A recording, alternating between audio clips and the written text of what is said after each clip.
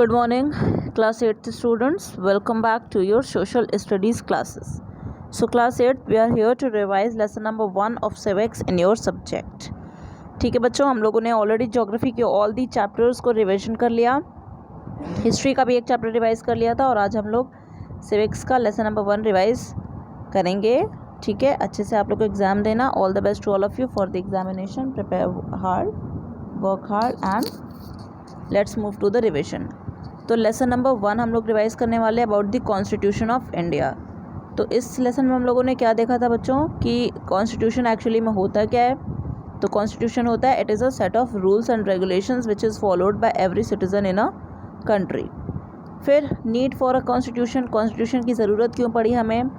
तो एडमिनिस्ट्रेशन को कायदे से करने के लिए, एडमिनिस्ट्रेशंस को ईजीली करने के लिए हमें कॉन्स्टिट्यूशन की आवश्यकता है. नहीं तो यहाँ पे अगर मन मुताबिक कोई भी अपने मन का कोई भी काम करने लगेगा तो क्या होगा, अमीर और भी अमीर बनता जाएगा और गरीब और भी ज़्यादा गरीब बनता चला जाएगा. तो इस वजह से हम लोगों ने ये समझा था कि नीड फॉर द कॉन्स्टिट्यूशन की डिमांड क्यों थी. जब ब्रिटिशर्स हमको छोड़ करके गए थे तब तो और भी ज़्यादा डिमांड थी कॉन्स्टिट्यूशन की. ठीक है, फिर उसके बाद यहाँ पे हम लोगों ने क्या क्या पढ़ा था, नेपाल के बारे में पढ़ा था ना. मॉइस्ट डिमॉन्स्ट्रेशन हुआ नेपाल में. फिर उसके बाद कैसे वहाँ पे नेपाल को डेमोक्रेटिक नेशन में बदला गया और वहाँ पे किस तरीके से कॉन्स्टिट्यूशन का फॉर्मेशन होता है. Royal palace in Kathmandu. फिर उसके बाद हम लोगों ने preamble to the constitution of India पढ़ा था. प्रेम्बल मतलब हिंदी में इसको बोलते हैं प्रस्तावना, कि मतलब जो भी चीज़ें कॉन्स्टिट्यूशन में लिखी गई हैं हमारे, उसके थोड़ा थोड़ा चीज़ें, मतलब कि जो जिस्ट है एक समरी, वो हमारा प्रेम्बल है.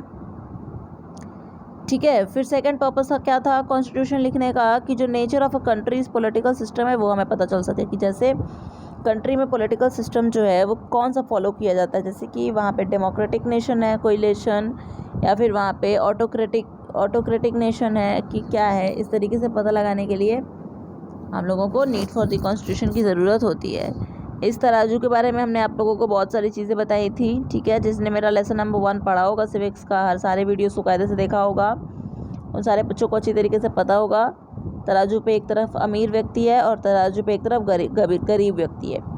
लेकिन ये जो तराजू है ये कैसा तराजू है, ये जस्टिस का तराजू है, न्याय का तराजू है. और ये दोनों को अपने तराजू पर सेम एंगल पे नापता है. मतलब अमीर वाला ज़्यादा भारी नहीं हो जाता है और ना ही गरीब वाला ज़्यादा कम हो जाता है.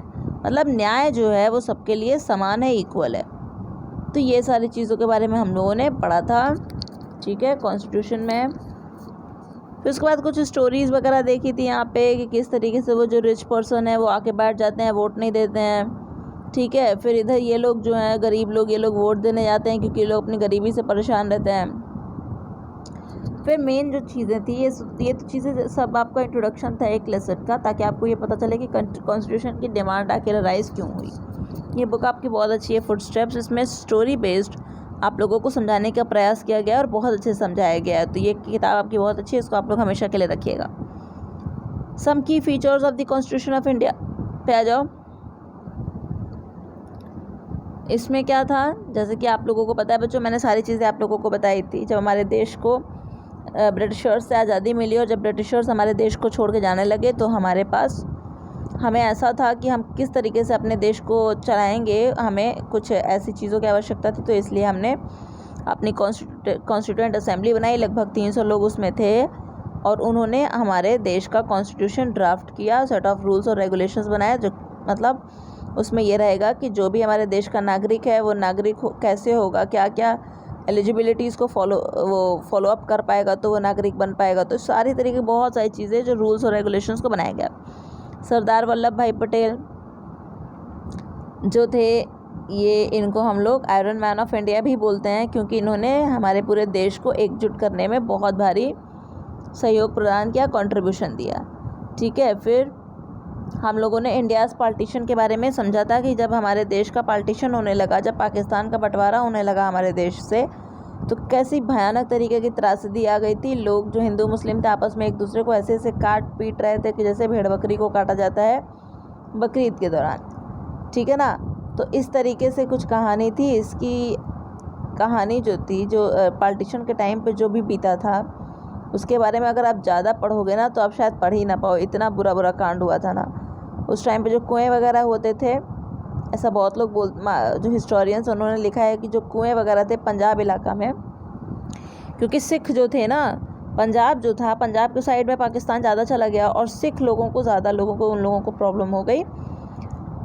और उधर ही साइड में लोग ऐसा मतलब जो हिस्टोरियंस उन्होंने लिखा है कि जो कुएँ वगैरह हुआ करते थे वो समझ लीजिए पूरे लाशों से भरे पड़े हुए होते थे, मतलब ऊपर तक लाश भरी रहती थी। इतने लोगों को मार काट दिए थे हिंदू मुस्लिम में, इतनी भयानक उस टाइम पे टर्मोइल छिड़ गया था कि।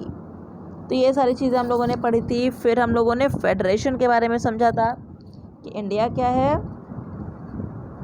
इंडिया एक यूनियन ऑफ स्टेट्स है, मतलब इंडिया जो है वो अलग अलग स्टेट्स को जोड़ करके बना है, ठीक है। तो यही हमारा फेडरेशन हो गया। उसके बाद पार्लियामेंट्री फॉर्म ऑफ गवर्नमेंट है इंडिया में। पार्लियामेंट्री फॉर्म ऑफ गवर्नमेंट क्यों है? क्योंकि हमारे देश में जो पार्लियामेंट है वो क्या है, सर्वोत्तम है, ठीक है। पार्लियामेंट ही क्या होता है, रूल्स को, लॉज को फ्रेम करता है, ठीक है ना। फिर उसके बाद हम लोगों ने क्या पढ़ा था, clear separation of powers. Clear separation of powers में हम लोगों ने क्या देखा था कि जो पावर्स हैं, जो ताकत है, वो हमारे देश में किस तरीके से बांटी गई है सेंटर और स्टेट के बीच में। सेंटर की सरकार कौन सी है बच्चों? जो कि हमारे मेंबर ऑफ पार्लियामेंट्स हैं, जो कि लोकसभा और राज्यसभा के मेंबर्स हैं। और स्टेट की सरकार कौन सी है? जो कि अपने अलग अलग राज्यों की सरकार होती है विधानसभा विधान परिषद से, ठीक है। तो इन दोनों के बीच में किस तरीके से ताकत का बंटवारा हुआ है ताकि एफिशिएंट मैनेजमेंट हो सके, एफिशिएंट एडमिनिस्ट्रेशन हो सके, इन चीज़ों को हम लोगों ने पढ़ा था।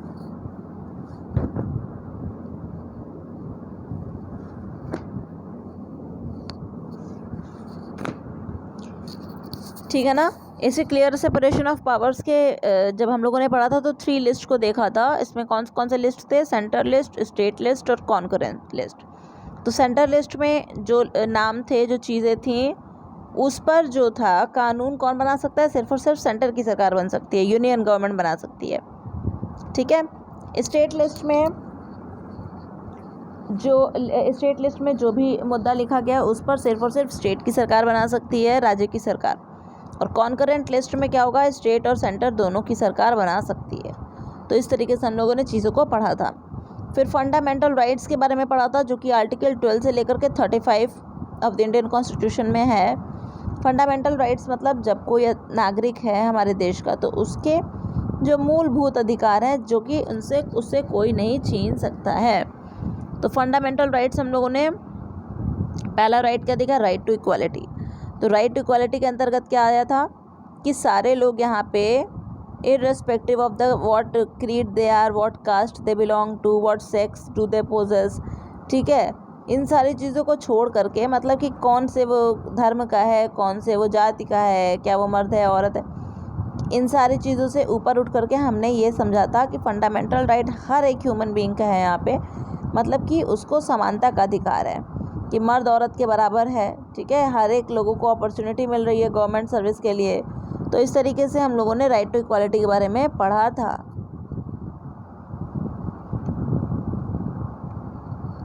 फिर राइट टू फ्रीडम के बारे में पढ़ा। अब राइट टू फ्रीडम में हमें क्या था कि हमें आज़ादी है। कैसी आज़ादी? कि हम क्या कर सकते हैं, अपने बातों को शेयर कर सकते हैं, ठीक है। हम लोग पीसफुली असेंबल कर सकते हैं विदाउट आर्म्स, ठीक है। मतलब 4 जगह खड़े होकर के 4 लोग कहीं पर भी अच्छे से बातें कर सकते हैं। तो ये सब क्या हो गया? राइट टू फ्रीडम के अंडर में आ गया, ठीक है।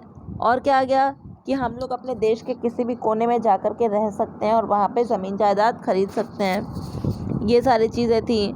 और राइट टू फ्रीडम में क्या आएगा कि हम लोग को जो मन में आएगा उस तरीके का ऑक्यूपेशन हम लोग फॉलो कर सकते हैं। अगर हमें टीचर बनना है तो हम टीचर बनेंगे, अगर हमें डॉक्टर बनना है तो हम डॉक्टर बनेंगे। कोई सरकार हमें फोर्स नहीं करेगी कि आप डॉक्टर की पढ़ाई ही पढ़ो।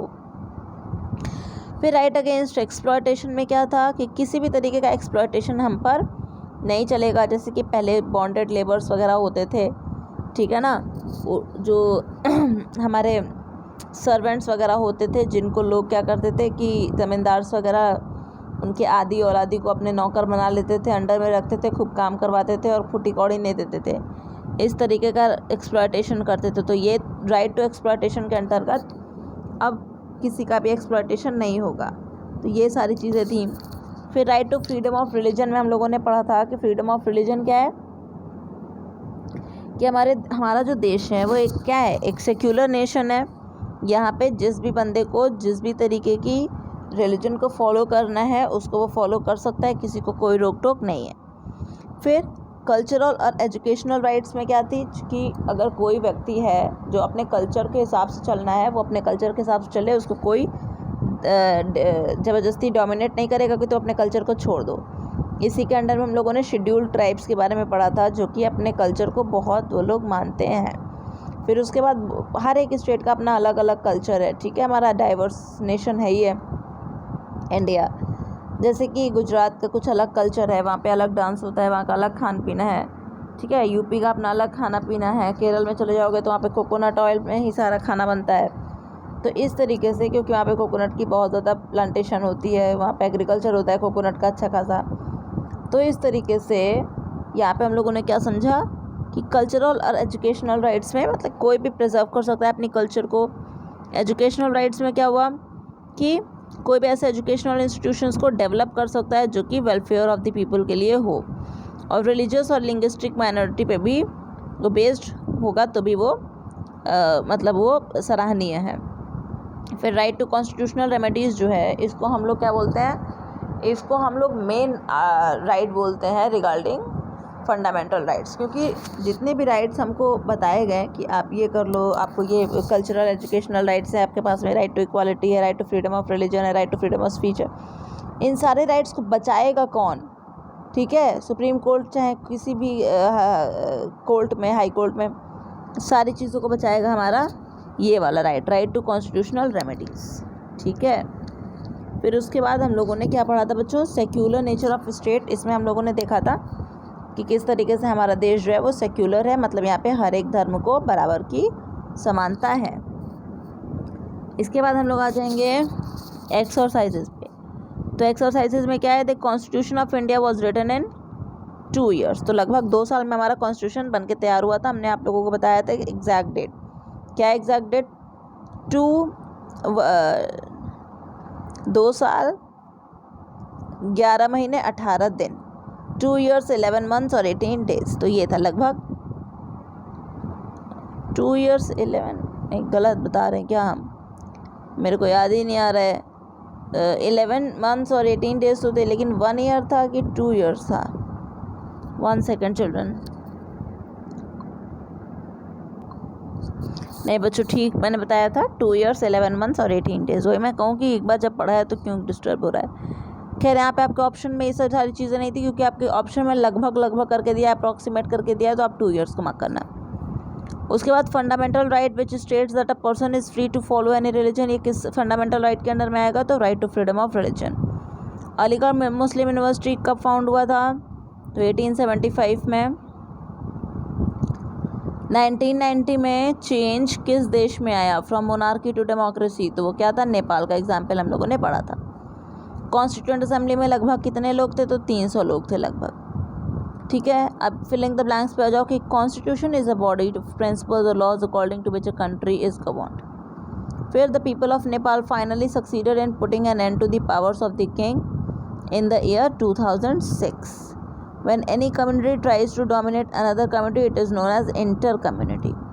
The makers of the Indian Constitution made since efforts to compromise and reach an agreement through consensus. It took nearly 3 years to write the Constitution of India.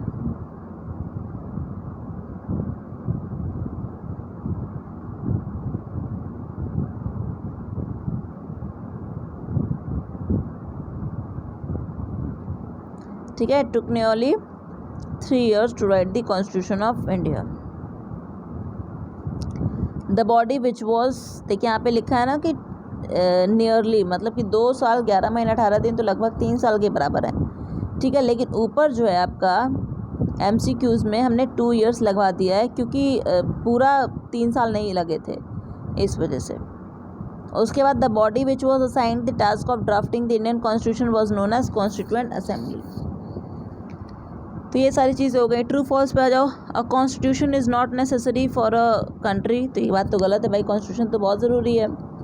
फिर at all the constitution of the world are in the written form. False, बहुत सारे British का जो constitution है वो तो सिर्फ और सिर्फ बोलचाल की भाषा में लिखा हुआ नहीं है। Constitution of a country defines the nature of a country, बिल्कुल सही बात है। पॉलिटिकल सिस्टम के बारे में हमें कॉन्स्टिट्यूशन से पता चलता है, यही तो पढ़ा था हम लोगों ने भी। फंडामेंटल राइट्स होते हैं एब्सोल्यूट होते हैं, फॉल्स। फंडामेंटल राइट्स एब्सोल्यूट नहीं होते हैं, अगर उनका कोई अवहेलना ना करेगा तो जाकर के सुप्रीम कोर्ट में अर्जी दायर हो सकती है उसके लिए। India is a kind of diverse communication which practice, ये बात बिल्कुल सही है, हमारे देश में तो ऐसी ही डाइवर्सिटी भरी पड़ी हुई है। It is not important to cast our vote, भाई इलेक्शंस के टाइम पे वोट कास्ट नहीं करेंगे तो फिर औंधी बौंधी सरकार आ जाएगी, फिर देश को क्या कर देगी, बर्बाद कर देगी, इसलिए कास्ट करना ज़रूरी है। तो क्या बोले जा रहे हो, फॉल्स लगा दो। उसके बाद शॉर्ट और लॉन्ग आंसर खुद से पढ़ लेना बच्चों, ठीक है, सब लर्न कर लेना। And once again all the best to all of you, take care, bye and thank you very much.